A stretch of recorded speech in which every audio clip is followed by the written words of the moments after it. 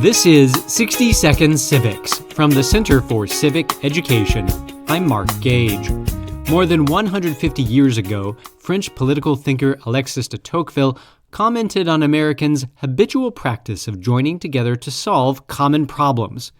The exercise of freedom of association was, Tocqueville believed, one of the outstanding characteristics of American citizenship. It is difficult to imagine the development of labor unions, political parties, and a host of other organizations that play important roles in American civic life without the exercise of the right to associate. Tocqueville believed that the right to associate was essential for preserving free government in the United States, given the country's social equality.